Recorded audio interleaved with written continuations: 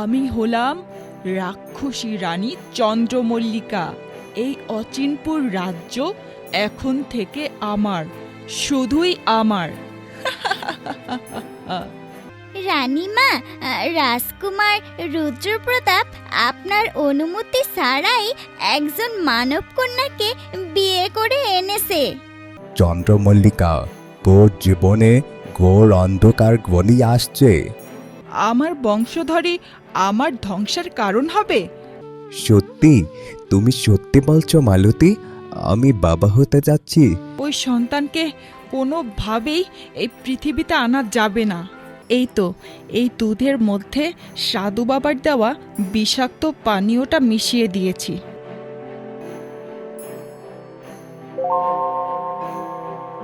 এই কন্যা সন্তান নাকি আমাকে ধ্বংস করবে।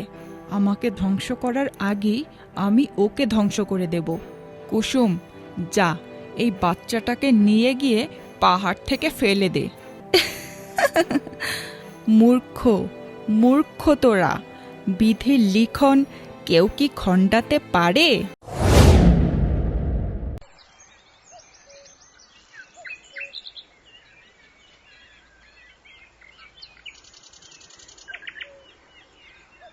এই অলক্ষী অপয়া, তুই আমাদের রাক্ষস বংশের মান সম্মান সবকিছু ধুলোয় মিশিয়ে দিয়েছিস।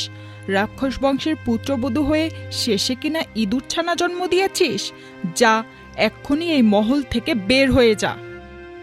মা, না মা, আমাকে আমাকে বের করে দিবেন না।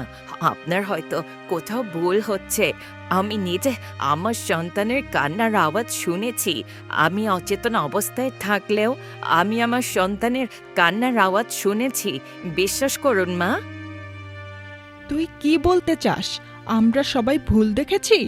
আমরা সবাই নিজেদের চোখেই দেখেছি তোর কোলের কাছে একটা ইঁদুরের ছানা ছিল। না, না মা, এ হতে পারে না। নিশ্চয়ই কেউ ষড়যন্ত্র করে আমার বাচ্চাকে সরিয়ে ফেলেছে। কার এমন শখ জেগেছে যে তোর সাথে ষড়যন্ত্র করবে? আর একটা কথাও বলবি না। এক্ষুনি এই মহল ত্যাগ করবি, না হলে এই রানী চন্দ্রমল্লিকা তোকে এমন শাস্তি দেবে যে সারা জীবনের জন্য মনে রাখবি।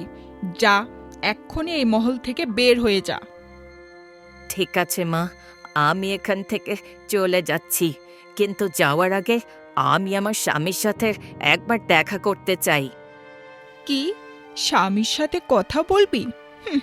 শোন, আমার ছেলে তোর মুখও দেখতে চায় না, তাই বেশি কথা না বলে এক্ষুনি এখান থেকে চলে যা।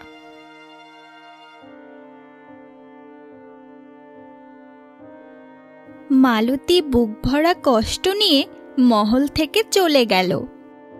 হাঁটতে হাঁটতে মালতী তার নিজের বাড়িতে এলো। আরে আপা, কি হয়েছে তোমার? তুমি এইভাবে কান্না করছো কেন? আমার সব শেষ হয়ে গেছে বোন, আমার সব শেষ হয়ে গেছে। আমি নিঃস্ব হয়ে গেছি। কি হয়েছে আপা, আমাকে বলো। আমাকে ওরা মহল থেকে বের করে দিয়েছে। এই বলে মালতী তার বোন মিতালিকে সব ঘটনা খুলে বলল। বিশ্বাস কর বোন, তুই বিশ্বাস কর, আমি কোনো ইঁদুরছানা জন্ম দেয়নি। আমি আমার সন্তানের কান্নার আওয়াজ শুনেছি। আর আমি একটা মানুষ হয়ে ইঁদুরছানা জন্ম দিব কি করে? তুই বল বোন। শান্ত হও আপা, শান্ত হও। আমি নিশ্চিত ওই রানী চন্দ্রমল্লিকাই ষড়যন্ত্র করেছে। তোমাকে তো আমি আগেই বারণ করেছিলাম ওখানে বিয়ে না করতে, কিন্তু তুমি তো আমার কোনো কথাই শুনলে না। যেখানে রানী চন্দ্রমল্লিকা এই গ্রামের নিরীহ মানুষদের উপর অত্যাচার করে, সেখানে তোমাকে যে মেরে ফেলেনি এটাই তো অনেক। ওই রানী চন্দ্রমল্লিকা খুবই খারাপ আপা, খুবই খারাপ। তুমি তো আমার কোনো কথাই শোনোনি। শেষমেশ ওই রানী চন্দ্রমল্লিকার পুত্রকেই তুমি ভালোবেসে বিবাহ করলে। তুই ঠিক বলেছিস বোন, আমি তোর কথা না শুনে অনেক বড় ভুল করেছি। থাক আপা, তুমি আর কান্নাকাটি করো না। কান্না করব না তো কি করব বোন? আমি যে আমার সংসার সন্তান সব হারিয়েছি। আমার দুধের বাচ্চাটা কোন অবস্থায় কোথায় আছে তা আমি নিজেও জানি না। বিধাতা, তুমি আমার বাচ্চাটিকে ভালো রেখো। আপা, এখন থামো, আর কান্নাকাটি করো না।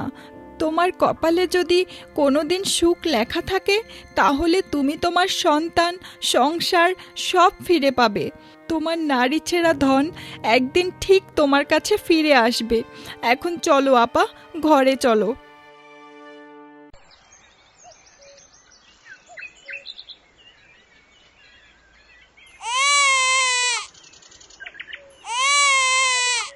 ও মা, এই বন জঙ্গলে বাচ্চার কান্নার আওয়াজ ভেসে আসছে কোথা থেকে?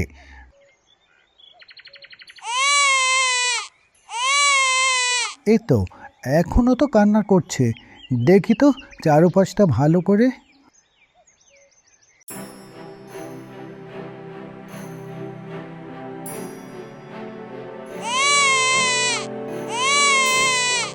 ও মা, এই তো, এখানেই তো একটা বাচ্চা কান্না করছে। কিন্তু এই বন জঙ্গলের মধ্যে এইরকম একটা দুধের বাচ্চা কে রেখে গেল? হায় আল্লাহ, কি সুন্দর ফুটফুটে কন্যা সন্তান, কিন্তু এতটুকু বাচ্চাকে কোন পাষাণ এখানে ফেলে গেল? তার কি একটুও বুক কাঁপল না?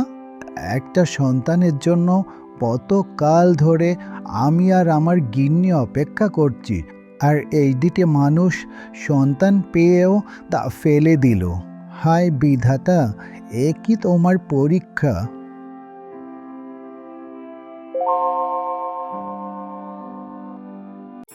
ওরে বাবা, এইখানে পড়ে এলো কি করে?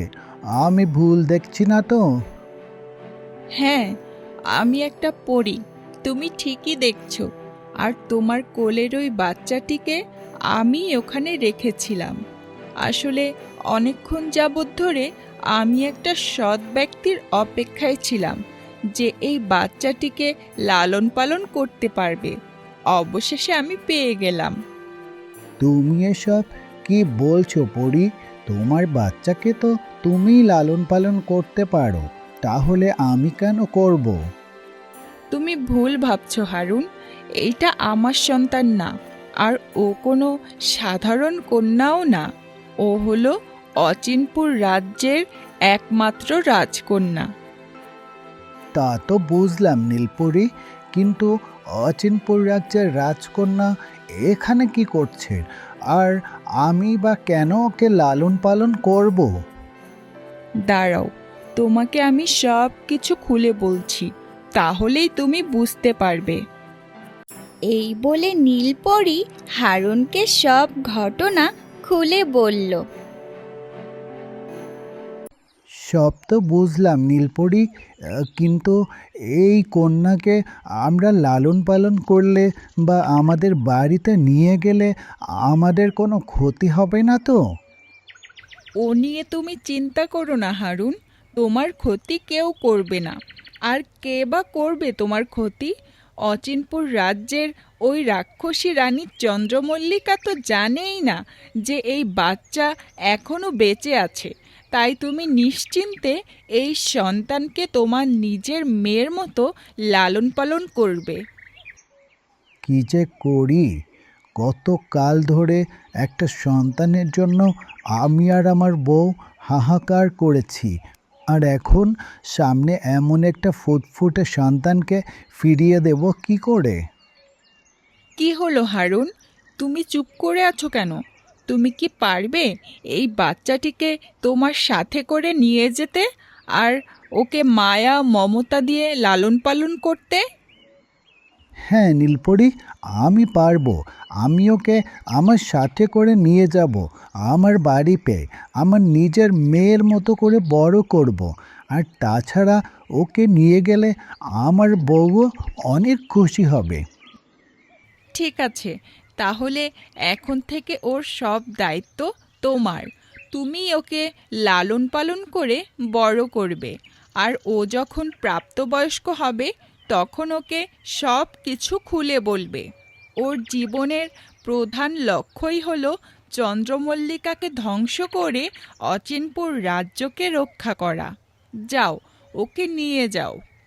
হারুন নীলপরীর কথায় সম্মতি জানিয়ে সেখান থেকে বাচ্চাটিকে নিয়ে চলে গেল।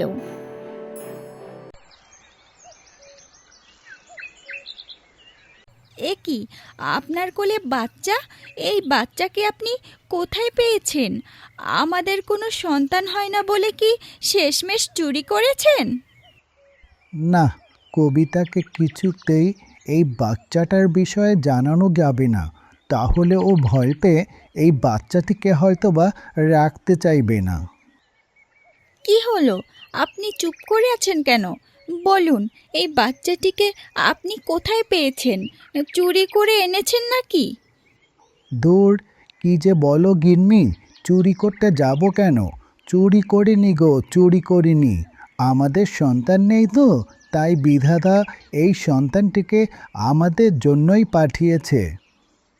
হ্যাঁ গো, আপনি এসব কি বলছেন কি? একটু খোলাসা করে বলুন তো। আরে গিন্নি, আর বলো না। আজকে নদীর ধার দিয়ে যাচ্ছিলাম, হঠাৎ দেখি এই বাচ্চাটি নদীর ধারে কান্না করছিল। আশেপাশে কেউ ছিল না। আমার খুব মায়া লাগছিল বাচ্চাটিকে দেখে, তাই আমি আমার সাথে করে এনেছি। আহারে, এমন একটা ফুটফুটে বাচ্চাকে কে ফেলে রেখে গেল? আপনি ওকে এখানে এনে খুব ভালো করেছেন। যাক, বিধাতা আমাদের মনের ইচ্ছা পূরণ করেছে। এখন থেকে আমি ওর মা আর আপনি ওর বাবা। ঠিক আছে গিন্নি, এখন চটজলদি তোমার মেয়ের একটা নাম রাখো তো। ঠিক আছে, আমি ওর নাম রাখছি। ও আমাদের জীবনে এসে আমাদের জীবন থেকে অন্ধকার মুছে দিয়েছে, আমাদের জীবনকে আলোকিত করেছে। তাই আজ থেকে ওর নাম আলোকমালা। বাহ গিন্নি, নামটা তো খুব সুন্দর হয়েছে। দেখো, আমাদের এই মেয়ে একদিন এই দুনিয়া থেকে সব অশুভ অন্ধকার মুছে দিয়ে আলোয় ভরিয়ে দেবে। তো বন্ধুরা, রাজকুমারী আলোকমালা তো তার নতুন ঠিকানা পেয়ে গেছে, কিন্তু সে কি জানতে পারবে তার আসল মা বাবার কথা? এইসব জানতে হলে আমাদের সাথেই থাকুন। ধন্যবাদ।